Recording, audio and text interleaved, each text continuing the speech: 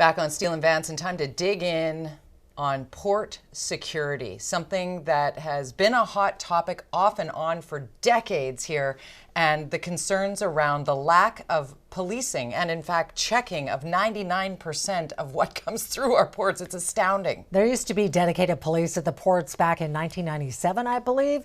Nothing since. And we've had a lot of people in the policing community, speaking out saying we need a dedicated police force to stop the drug smuggling. We have all kinds of stolen, expensive vehicles being shipped out.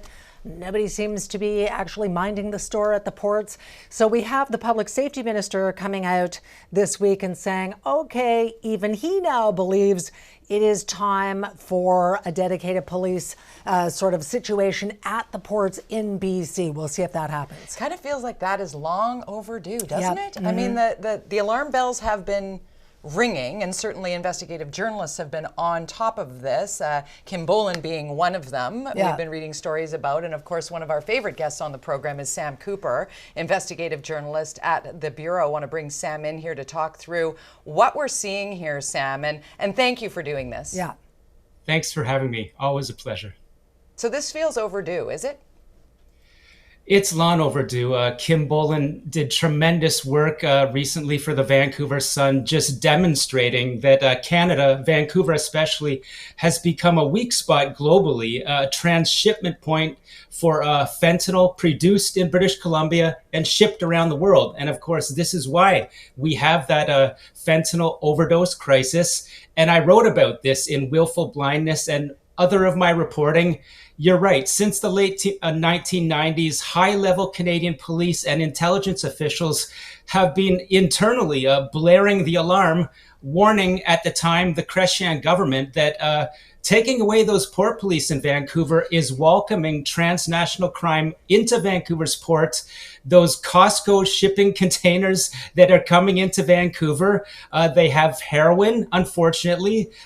My police sources have been blaring again internally, warning governments for decades. They say, look, China is turning a blind eye, is even involved in the opioids that are being shipped into Canada and produced here. And if you don't have port police there, you're right, 99% of that toxic product is coming in and it's flowing out around the world now. And Canada is really in a tough spot with our allies. And I don't know if this is true, but a lot of people are under the impression that the Hells Angels are essentially running things at the ports. Is there any truth to that? I believe Kim Bolan's reporting that in 2015, she did some tremendous reports showing that Hells Angels, and I believe also Iranian actors, did have significant control in the Vancouver ports. My sources, people such as former transnational RCMP crime investigator Calvin Krusty, are quick to point out that, look, the Hells Angels are brutal. They're muscle. They move a lot of drugs in Canada, but it is Chinese triads and transnational state-sponsored crime from Iran and the Mexican cartels now that are the bosses of these operations. And we've seen reports recently indicating how true that is, that Iranian state-sponsored crime are using the Hells Angels dangerously internationally. You're talking, Sam, about decades of blaringly alarms within the ranks of the people who could do something about this. Why the deaf ears? Why is this landing with a thud, even in the face of the tainted drug supply and the pushback trying to whack-a-mole, when in fact, as per Kim Bolan's reporting, we're not just a place where it lands, we're a place that sends it out then around the world. That's right. I've been reporting this as well. Vancouver especially is a key production and transshipment point for fentanyl that's going around the world, killing people around the world, and we know it's killing people in Vancouver. And look, I've reported on this as well. You're right, it sounds strange that putting port police in could be an easy fix. But as I've said, people have been warning way back to the late 90s. The Chrétien government was not listening. What's the problem here? My recent reporting suggests that Canada has just focused so much on this Asia-Pacific trade strategy that is increasing the flow of engagement and trade with mainland China, Hong Kong, East Asia. This pumps up our economy. We've seen that in the real estate market and the casinos. But what is the downside? we are becoming a transnational crime haven, a playground for crime. And as Kim reports, and I have as well, there are people that have been saying for decades now, we need port police, we need changes in our federal laws around the ability to prosecute transnational crime. Yeah, a lot of people scoffed when some of the Republicans said we should build a wall, with Canada because there's drugs coming in. People were like, that's ridiculous. Well, no, apparently not.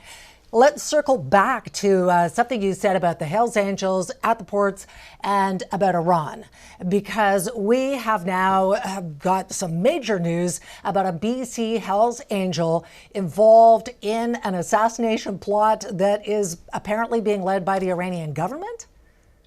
That's right. An incredible disclosure from the U.S. government this week. Ironically, the day our Foreign Interference Commission launches in Ottawa, these sanctions say that the Iranian intelligence services, also Iranian Revolutionary Guard Corps, are some of the Iranian state actors that are involved in this transnational repression worldwide. That's the Iranian regime going after dissidents who it sees as critics of its activities, and they are employing, as the US government alleged, gangsters. In this case, a very notorious British Columbia Hells Angel was allegedly paid or agreed to receive $350,000 from an Iranian transnational drug dealer who the US government says was working for Iran's Security Intelligence Service. The plot was to assassinate two dissidents, Iranian dissidents who had fled Iran, living in the United States.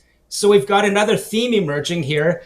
Canadian gangsters being used in a plot to kill people in other countries. So whether it's indirectly fentanyl flowing out of Vancouver, in this case, the Hells Angels allegedly being used by a foreign government, bad news for Canada. And remember, this is very reminiscent of the allegations of an Indian community leader in Vancouver assassinated in Vancouver, allegedly, as we learn again from the U.S. government, gangsters directed by the Indian intelligence services.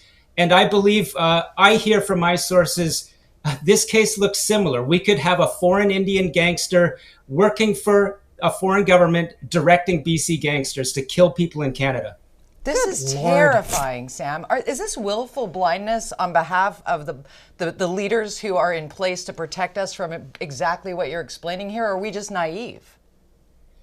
I do believe that, as you know, we've talked before, and I've reported for the Bureau repeatedly now that you can't make this up. Justin Trudeau's panel of national security parliamentarians have been warning Justin Trudeau since 2019. Foreign governments, including China, including India, are targeting our diaspora communities. Canada needs a foreign agent registry. Canada needs counter-interference laws that are modern, like the United States.